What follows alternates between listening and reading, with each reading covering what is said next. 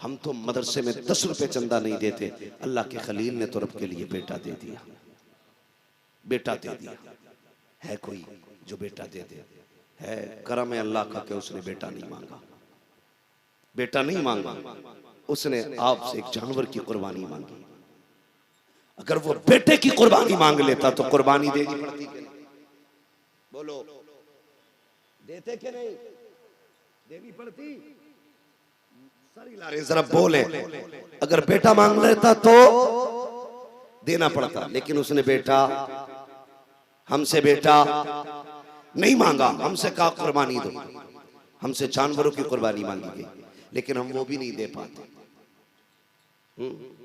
4000 की पैंट ले आएगा, 3000 का कुर्बानी का हिस्सा नहीं करता, कहता हिसाब नहीं है। कई लोग तो कहते हैं अभी पिछले साल तो की थी, कहता आपके अब्बा की कर दूं? क्या अब्बा की कुर्बानी करेगा कि अब्बा का हिस्सा करेगा? अब्बा के नाम का हिस्सा। पूछो ना इन उलमा से कि जिस पे कुर्बानी वाजिब हो वो कुर्बानी करे। ये नहीं है वाजिब बेटे पे तो अब्बा के नाम की कर दी तो जरा बच गया। आप हालात देखें, और कुर्बानी अल्लाह माफ करे। या तो लोग करते ही नहीं है, करते हैं तो इतना शोर करके करते हैं कि साहब बुला बुला के कहते हैं जानवर देखो कितने का होगा। थोड़ा सा खूबसूरत लाके कह रहा देखो कितने का होगा। 40,000 का पूरे मोहल्ले को बता रहा है कि 40,000 का लाया हूं इस बार, देखो बताओ कितने का होगा। तमाशा लगा रखा है। शर्म आनी चाहिए हम लोगों को। और फिर हद कर देते हम लोग, कुर्बानी करते हैं, ठीक है ना।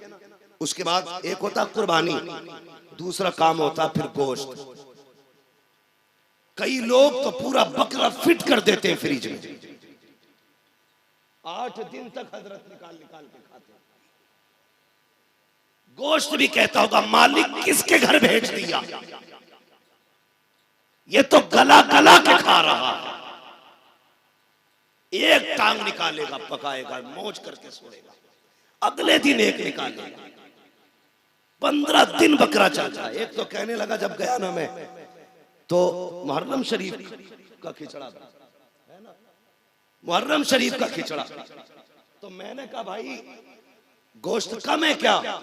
उसने कहा कुर्बानी का था, कम ही बचा था, उसका ही बना लिया। जिलहिज्जा से मुहर्रम तक ले गया खींच के, बेगैर थी। देखो पूरा फ्रिज में रख लिया। पहली बात तो करते ही नहीं कुर्बानी। कुर्बानी किया करो। जानते हो फरमाया गया कुर्बानी के दिनों में इससे बड़ी कोई इबादत नहीं है। हर बंदा कुर्बानी करे। और मेरे हुजूर ने मदीना शरीफ में 10 साल कुर्बानी की। कितनी कितनी और जोर से कितनी? 10 साल। और जानते हो कभी एक कुर्बानी नहीं की। यहां तक लिखा है कि हर बार हुजूर 2 कुर्बानी करते थे। हज़रत अबू बकर सिद्दीक, हज़रत अली कहते हैं या रसूलल्लाह एक हिस्सा तो आपका, एक किसका करते? फरमाते थे एक हिस्सा मेरा है, एक हिस्सा मेरी उम्मत का होता है। वो सैयदुल अंबिया हो के उम्मत का हिस्सा करते। उम्मती की जिम्मेदारी नहीं बनती वो हुजूर का हिस्सा करे। भाई किया करो हिस्सा, हुजूर के नाम का हिस्सा किया करो। मेरे नबी ने खुद कहा था अली जब भी कुर्बानी करे 2 हिस्सा करना, एक अपने नाम का हिस्सा करना, एक मेरे नाम का हिस्सा करना। और पूरी जिंदगी हजरत अली ने 2 हिस्से किए। एक हिस्सा अपने नाम का करते थे, एक हिस्सा हुजूर के नाम का। आज तो एक हिस्से में मर जाते हैं। और बोटी के लिए पहले प्लान ले रहा, कह रहा पाए मेरे हैं, इसके पाए मैं लूंगा, और फला फला गोश्त मेरा है। कुर्बानी खाने के लिए नहीं होती है, कुर्बानी अल्लाह की रजा के लिए होती है। किसके लिए? जोर से किसके लिए? और जोर से किसके लिए? जब हिस्से करो देखभाल के करना, कुर्बानी आने वाली है। कोई बंदा ये कहे यार इसलिए कर रहा हूं ताकि बालक भी थोड़ी बहुत बोटी शोटी खा ले, तो हिस्से से निकाल देना। एक बंदा अगर ऐसा शामिल हो गया जिसकी नीयत कुर्बानी में गोश्त होगा, तो तुम्हारे सबकी कुर्बानी खत्म। और कई बार तो ऐसा होता है कि कुछ बदअकीदों को भी शामिल कर लेते हैं लोग। अगर कोई वहाबड़ा किसी की कुर्बानी में शामिल हो गया तो सबकी कुर्बानी क्या हिस्सा पहले कर रखा के साजे में, कुर्बानी खत्म हो जाएगी। गोश्त खाने वाला बदअकीदा कोई कुर्बानी में शामिल नहीं होना चाहिए। पहली बात तो गोश्त बांटता ही नहीं, और अगर बांटा भी जाता है तो उन्हें जो रिश्तेदार होते हैं। एक बात बताओ, कुर्बानी कौन लोग करते हैं? गुंजाइश अमीर लोग, यही तो कुर्बानी करेंगे ना। जो गरीब होंगे बेचारे, उनकी बस की तो बात होती नहीं है ना। तो कुर्बानी, गोश्त की बोटियां उन्हीं को दी जाती हैं जिनके घर खुद कुर्बानी होती है। कुछ जगहों पर रिवाज होता है, ले बेटे ये प्लेट ले, तबाक ले, इसमें से 6 बोटी खाला को दे के आना है, 5 बोटी नानी को दे के आना है, 13 बोटी फलां को दे के आना है। इतने सा गोश्त तकसीम किया जा रहा है, वो भी उन लोगों के घर पे जिनके घर पे कुर्बानी का गोश्त पहले से मौजूद है। और यार ये कुर्बानी का गोश्त अगर तू तकसीम कर रहा था, सुन तो सही, उनके घर क्यों भेजा जिनके घर कई किलो रखा हुआ है? उनको भी तो देख लेता। ऐसे भी गरीब होंगे जिनके घरों में 8-8 दिन से गोश्त नहीं आता है। ऐसे भी गरीब होंगे जिनके घर में महीने गोश्त नहीं बनता है। ऐसे भी तो गरीब रहते हैं जिनके बच्चे बकरा ईद का इंतजार करते हैं। कितने ऐसे भी गरीब होते हैं जिनके घर पे ईद बकरा ईद के दिन भी बजाय गोश्त के दाल बना करती है। और तुम्हारे घर की बोटियां अमीरों के दरवाजे से वापस लौटाई जाती है। कई घरों में ये कह के गोश्त वापस कर दिया जाता है, हमारे घर में पहले से मौजूद है। हमें शर्म आनी चाहिए। पहली बात तो गोश्त भेजते नहीं है, अगर भेजते हैं तो उन लोगों के घर में जिनके घर में पहले से रखा हो। ऐसा मत करना, तलाश कर उन गरीबों को जिनके घर में कुर्बानी लगी हुई है और 4 बोटी लगी, इतना दे देना जिससे गरीब के बच्चों का भला पूरा हो जाए। और यार दावे के साथ कहता हूँ, तू साल में 365 दिन गरीबों को खाना खिलाए। और बात होती है बकरा ईद के दिन किसी गरीब के दस्तरखान पे तेरा भेजा हुआ गोश्त बन जाए, इसकी बात कुछ और होती है। बकरा ईद ये नहीं है कि 10 किलो गोश्त तेरे हिस्से में आ जाए। बकरा ईद ये है कि तेरे गोश्त से किसी गरीब के घर से गोश्त की खुशबू आने लगे। करेंगे इंशाल्लाह ऐसा। गोश्त गरीबों में बांटेंगे, फ्रीजों में रखेंगे। हालांकि जायज है, नाजायज नहीं है, जायज है। मगर मेरा कहने का मतलब क्या है, सुनिए। पूछो डॉक्टरों से, कहते हैं गोश्त जितना ज्यादा बासी होता उतनी ज्यादा बीमारियां पैदा होती।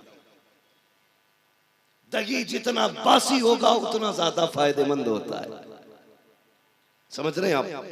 गोश्त रख के ना खाना, बल्कि एक हिस्सा गरीबों में, एक हिस्सा बाप के लिए, एक हिस्सा अपने लिए। ये तकसीम का मयार रखा करो। लेकिन नहीं, पायो सिरा भेजा, इसके लिए लड़ाई जोर से लड़ाई। मैं नहीं जानता ये बस्ती कैसी है, मैं इन लोगों को जानता हूं जिन लोगों ने मुझे बुलाया। यकीन करें, मैं भी कमरे में लेटा हुआ था, दुख होता। हमारे मेराज भाई गए, जाके कहने लगा जल्दी चलिए। कहा क्यों? कल लोगों ने, किसी ने ये बात कह दी है कि मुफ्ती साहब नहीं आए हैं, ये धोखा दिया जा रहा है। ये इस तरह की अफवाहें कौन फैलाएगा? वो नहीं फैला सकता जिसका काम मदरसे से मोहब्बत होगा। यकीनन किसी के दिल में हसद का चिराग जला है, कोई बुराई करना चाहता है, गलत करना चाहता है इस इदारों के साथ। खुदा के वास्ते आखिरत से डरिए, अल्लाह का अज़ाब बड़ा सख्त है। अगर आप मदरसों के साथ खड़े नहीं हो सकते, इनके खिलाफ मत जाइए, वरना कोई फातिहा पढ़ने वाला नसीब नहीं होगा। कोई फातिहा पढ़ने वाला नसीब नहीं होगा। फैजान तेगी अली सरकार कॉन्फ्रेंस है। सरकार तेगी अली को आप जानते? क्या जानोगे? खुदा की कसम, मुस्तजाबुत्ताबाद शख्सियत का नाम तेगी अली है। जिसकी चौखट से कोई खाली नहीं जाता, उसका नाम तेगी अली है। जो कह दे तो बलाएं टाल देता, हाँ, नजर डाल दे तो शिफा बरसती है। उसका नाम तेगे अली है। उसकी महफिल में आके इस तरह की हरकतें कभी ना करना। कुरान से प्यार करो, कुरान वालों से प्यार करो, वरना मरना है। कोई बंदा ऐसा नहीं जिसकी कब्र में सोने चांदी की दीवारें लगनी है। एक न एक दिन सबको मौत आएगी और सबको मिट्टी में रखा जाएगा, सबको मिट्टी में रखा जाएगा। नसीब वाला वो है जिसके पीछे कुरान वाले मौजूद हो। कभी कब्रिस्तान जाते हैं आप लोग? कितने लोग जाते हैं? जरा हाथ उठा के बता दें। माशाल्लाह सारे ही लोग जाते हैं। जो हाथ नहीं उठा रहे हैं तो वो क्या समझ रहे हैं? नहीं जाते, उन्हें 4 लोग कंधे पे लेके जाएंगे। हाँ, सारे ही जाते हैं ना कब्रिस्तान। तो नई कब्रें भी होती हैं कुछ, और पुरानी कब्रें भी होती हैं कुछ। दोनों तरह की कब्रें होती हैं ना। नई कब्रों पे तो फूल भी मिलेंगे, पुरानी कब्रों का कफन तक दिखाई देता है, कभी हड्डियां दिखाई देती हैं। तुम्हें क्या लगता है उनके पीछे कोई वारिस नहीं था? उनके पीछे उनकी जायदाद खाने वाले लोग नहीं थे? थे ना। लेकिन कहां है आज वो? अपने परदादा की कब्र पे इतनी मिट्टी डालने के रवादार नहीं जिससे कफन छुप जाए। फूल तो बड़ी बात है, उनके चमकने वाली हड्डियों तक को मिट्टी से छुपाने वाले नहीं है। तुम्हें क्या लगता है अगर पिछला दौर ऐसा गुजरा है, आने वाला दौर कैसा होगा? जरूरी है कि तेरे बेटे तेरी छोड़ी हुई दौलत में तेरे लिए इसाले सवाब के लिए महफिलें कायम करेंगे? कोई गारंटी नहीं है।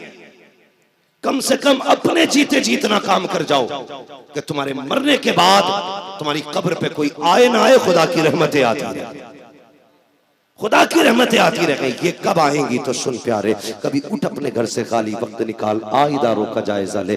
कभी देखिए कुरान वाले किधर सोते हैं, कुरान वाले कहाँ बैठ के पढ़ते हैं। ये जहाँ बैठते वहाँ पंखा चलता है कि नहीं, ये जिस जगह रहते हैं वहाँ फ्रिज का इंतजाम है कि नहीं, वहाँ फिल्टर पानी है कि नहीं। तुम अपने बच्चों के लिए 8,000 की RO मशीन लगाते हो कि डॉक्टर ने कहा है फिल्टर पानी पीना है। अपने बच्चों के लिए, 3 बच्चों के लिए आपने 8,000 की मशीन लगाई। क्या कुरान वालों का हक नहीं बनता है कि ये फिल्टर पानी पी सके? तुम्हारे बेटे 10,000 के फ्रिज से पानी पी सकते हैं, तो क्या कुरान वालों का हक नहीं बनता है कि ये भी 10,000 के फ्रिज से पानी पी सके? नहीं प्यारे, हम सिर्फ अपने बच्चों को देखते हैं। याद रखना, उनकी फिक्र हमने की है जो एक बार भी शायद कब्र पे ना आए, लेकिन उनको भूल गए जिनका ना आना, कमरे में बैठ करके कुरान पढ़ना भी हमें अजाब से बचा सकता है। अगर चाहते हो कि किसी के आए बगैर, किसी की दुआ के बगैर, किसी की फाता के बगैर तेरी कब्र में रहमतें नाजिल हो, तो कभी इदारे में आ, इनके लिए पंखा लगवा दे, इनके लिए फ्रिज का इंतजाम करा दे, इनके लिए फिल्टर मशीन लगवा दे, इनके लिए पंखे कूलर का इंतजाम कर दे। जब ठंडी हवाएं इन कुरान वालों को लगेंगी तो कोई दुआ करे ना करे, खुदा की कसम अल्लाह जन्नत से ठंडी कब्र, ठंडी हवाएं तेरे बाप की कब्र की तरफ चला देगा, तेरी कब्र की तरफ भी चला देगा। हाँ, मुबारकबाद है वो अफराद जिन्होंने अब तक मदरसे का ताउन किया और इस इदारे के साथ शाना बशाना खड़े रहे।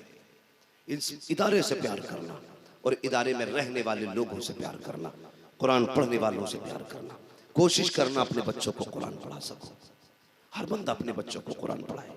मैं इन हुफ़ाज़ किराम से भी एक गुजारिश करूंगा, जो उलमा है, दरसगाही लोग हमारे तलबा हैं, उनसे आखिर में एक बात कह जाऊँ, खुदा के वास्ते तुम्हारी कोई ड्यूटी नहीं है, तुम्हारी बस इतनी ड्यूटी है कि तुम्हारा अगर कोई कब्र के अंदर चला जाए ना, उसे दफन करके जल्दी ना आना, बल्कि बैठ के 2-4 पारे पढ़ के उसे सुना देना, ताकि वो कब्र में तन्हाई महसूस न करे, अकेलापन महसूस न करे। तो बाप की कब्र पे बैठा हो, भाई की कब्र पे बैठा हो और कुरान पढ़ता हो, अंदर से आवाज़ आती हो, काश क्या ही हमने अच्छा नसीबा पाया है, अपने पीछे कुरान वाला छोड़ आए हैं, अपने पीछे कुरान वाला छोड़ आए हैं। बस इतनी तुम्हारी जिम्मेदारी है, अपनों को कुरान पढ़ के सुनाना, अपनों को कुरान की तिलावत करके दिखाना।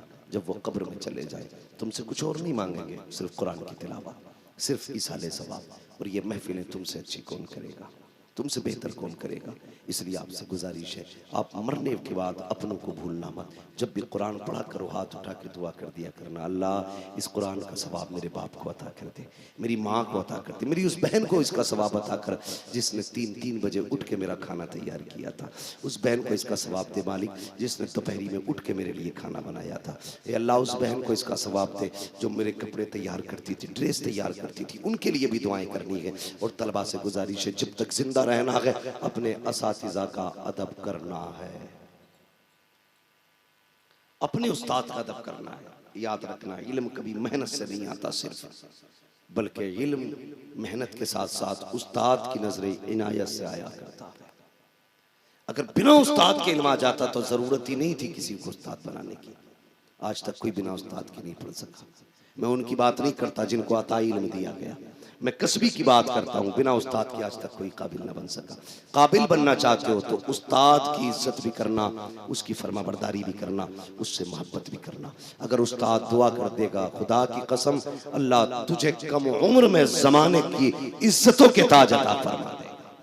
लेकिन शर्त है उस्ताद की इज्जत करें, उस्ताद की कदर करें। वो लोग जो परदेश में हैं हमारे भाई और इदारों से मोहब्बत रखते हैं, अल्लाह उनकी कमाइयों में बरकत अता फरमाए। कई बार ऐसा होता है ना, जो लोग परदेश रहते हैं कहते हैं जी बच गए अब के तो।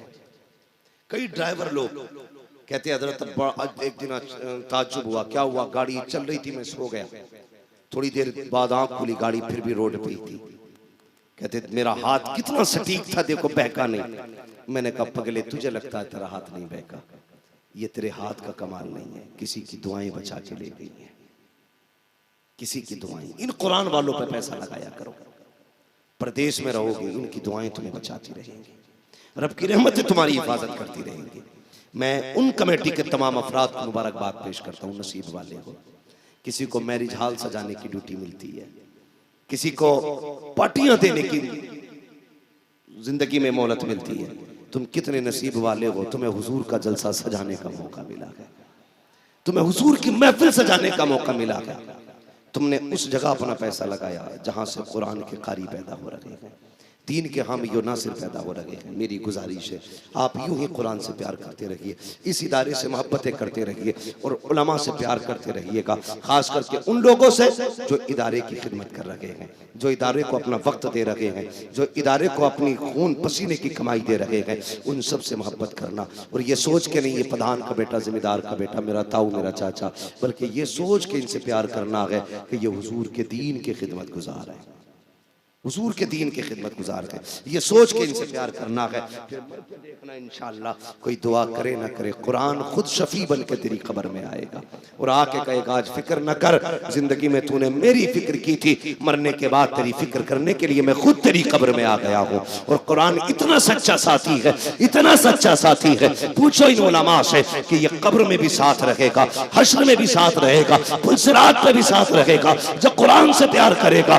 कुरान अकेला नहीं छोड़ेगा, हाथ पकड़ेगा, रब से लड़ेगा, उसकी बारगाह में जिद करके अपने प्यार करने वाले को उस वक्त तक नहीं छोड़ेगा जब तक उसे जन्नत में दाखिल नहीं करा। इसलिए नसीब वाले हैं जो कुरान से प्यार करते हैं और कुरान वालों से प्यार करते हैं। या अय्युहल्लज़ीना आमनू कू अनफुसकुम व अहलीकुम नारा, ईमान वालों अपने आप को और अपने घर वालों को जहन्नम की आग से बचाओ, बचाओ जहन्नम की आग से।